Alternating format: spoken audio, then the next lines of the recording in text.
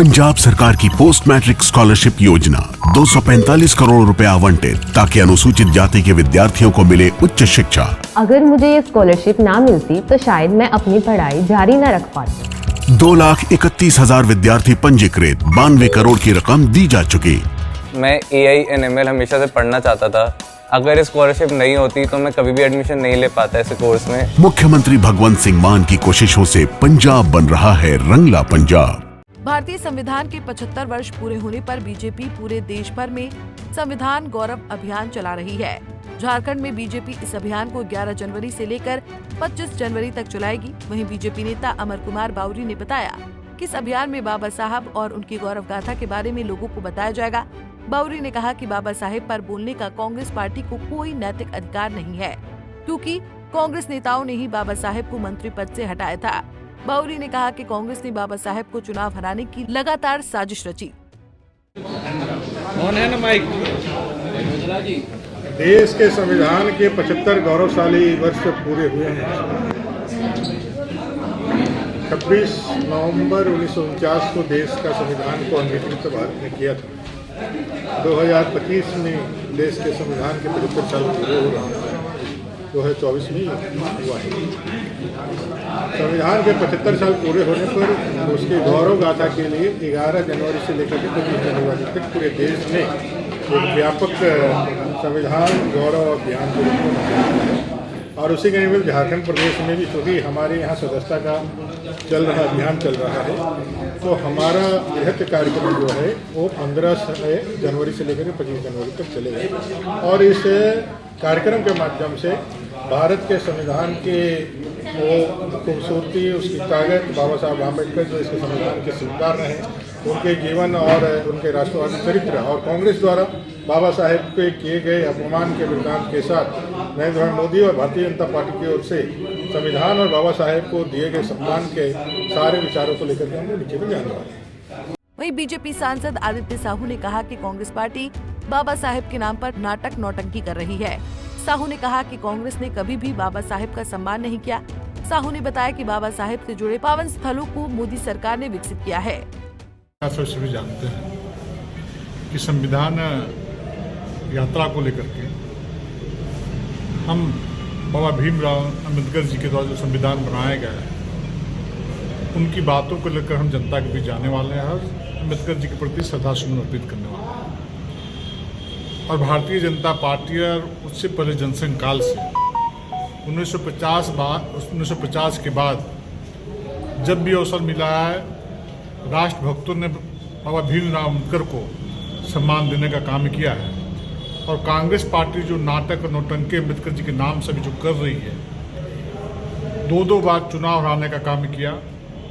और जब भारत रत्न देने की बात हुई तो स्वर्गीय इंदिरा गांधी और पंडित जवाहरलाल नेहरू ने खुद लेने का काम किया।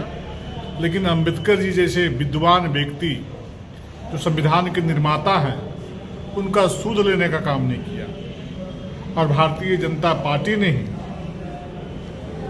भगवान अम्बेडकर को भारत रत्न जैसे सम्मान से सम्मानित करने का काम किया है।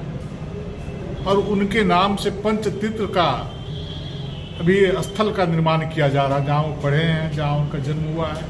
इस प्रकार विभिन्न प्रकार जो महत्वपूर्ण जगह उनके जीवन में रहा है, उसे पंचतीर्थ के नाम से विकसित किया जा रहा है।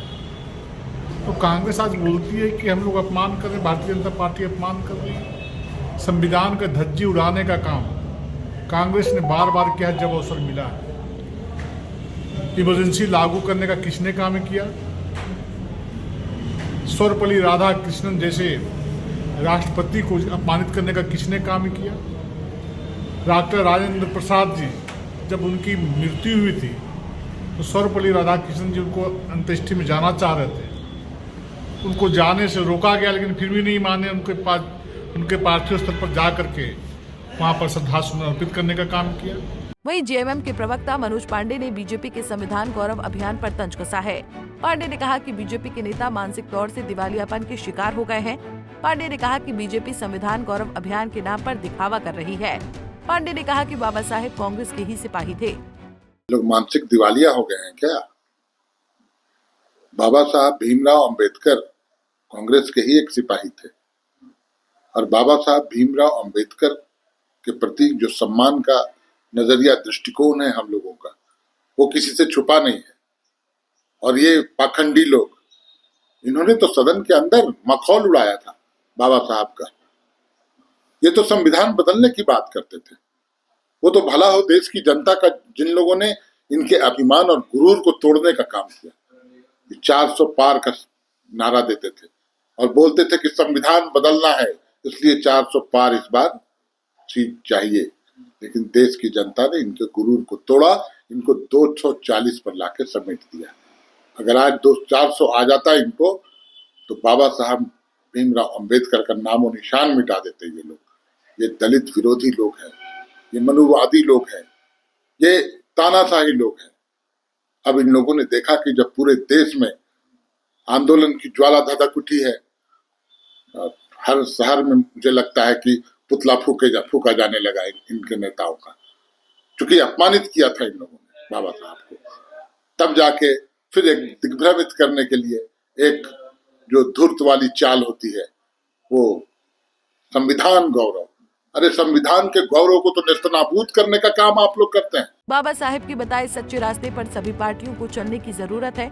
आज बेलगाम सरकारें और वफादार नौकरशाही ने लोकतंत्र के मूल सिद्धांतों को कमजोर किया है। इसलिए बाबा साहेब के बताए मूल्यों पर सबसे ज्यादा चिंतन नेताओं और नौकरशाहों को ही करना चाहिए। पंजाब केसरी टीवी के लिए रांची से आशुतोष सिन्हा की रिपोर्ट।